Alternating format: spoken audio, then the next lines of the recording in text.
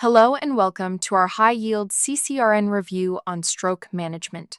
Stroke is one of the most time-sensitive emergencies we face in critical care, and the exam will test your ability to act quickly and correctly. Today, we will master the difference between ischemic and hemorrhagic strokes, the critical priority of blood pressure control, and the unique dangers of subarachnoid hemorrhage, including vasospasm. Let's begin.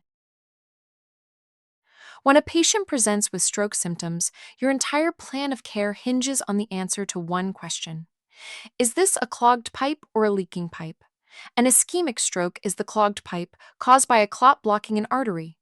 This accounts for about 85% of all strokes. A hemorrhagic stroke is the leaking pipe, where a vessel ruptures and bleeds into the brain. This leads us to our cardinal rule. The treatment for an ischemic stroke TPA is potentially fatal for a hemorrhagic stroke. You must confirm the type with a CT scan before any stroke-specific intervention. This is why the absolute first step is always an emergent non-contrast head CT. For an ischemic stroke, our goal is simple: restore blood flow. Time is brain. The primary intervention is thrombolysis with the drug TPA, or alteplase. This is the clot buster. The critical window for administration is tight, within 3 to 4.5 hours of when the symptoms started. You must also know the key contraindications, which include recent surgery, a history of brain bleeds, or a blood pressure that's too high, over 185 systolic or 110 diastolic. For larger clots, the patient may be a candidate for a mechanical thrombectomy, where a specialist goes in with a catheter to physically pull the clot out. This has a much longer treatment window. For a hemorrhagic stroke, our goal is the exact opposite: stop the bleed and prevent it from getting worse.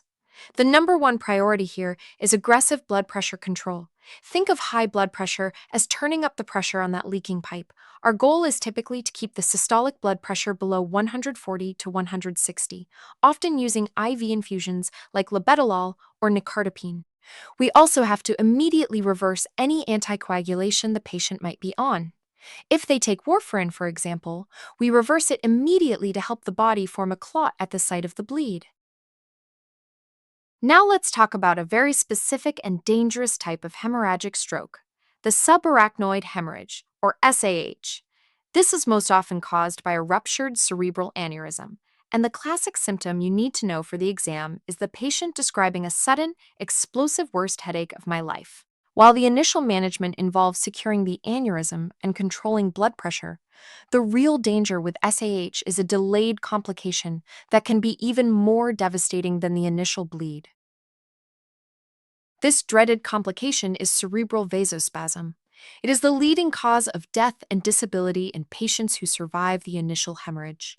Vasospasm is a severe narrowing of the cerebral arteries that happens days after the initial bleed.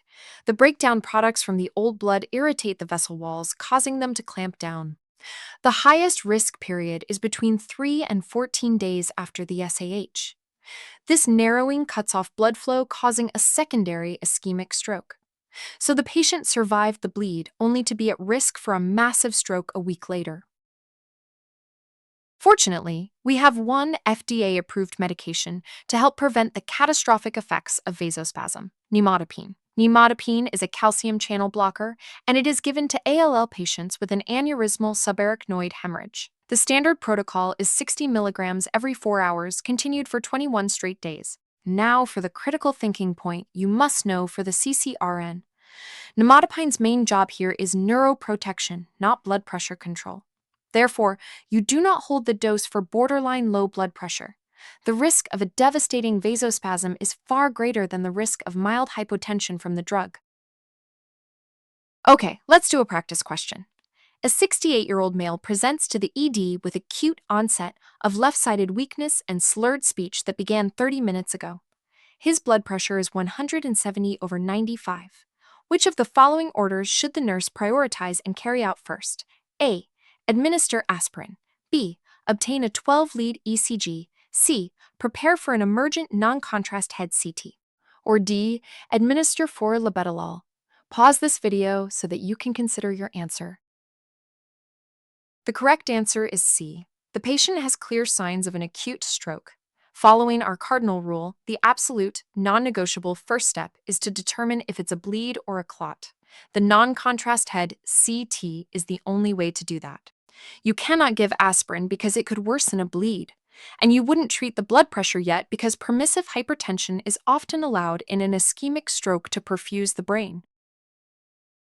Let's try one more. A patient is on day 6 following an aneurysmal subarachnoid hemorrhage and is receiving Nimodipine 60 milligrams every 4 hours.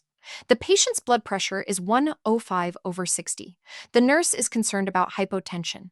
What is the nurse's most appropriate action?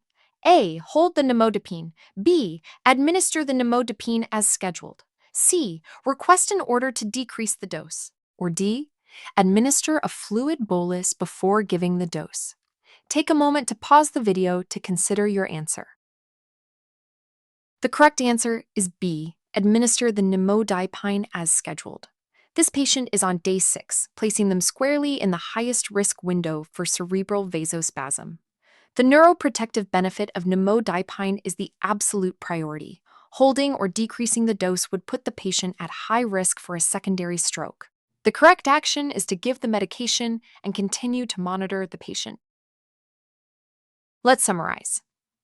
First, for any stroke, the first step is always a non-contrast head CT. Second, for a hemorrhagic stroke, the priority is aggressive blood pressure control. Third, for a subarachnoid hemorrhage, the key complication is delayed cerebral vasospasm, which occurs between days 3 and 14. And finally, the drug for vasospasm is Nimodipine, and you do not hold it for mild hypotension. Stroke care is all about understanding the type of injury, acting quickly, and anticipating the complications. By mastering these high-yield concepts, you are taking a huge step toward passing your CCRN exam. Thank you for studying with us. Review these concepts, and good luck!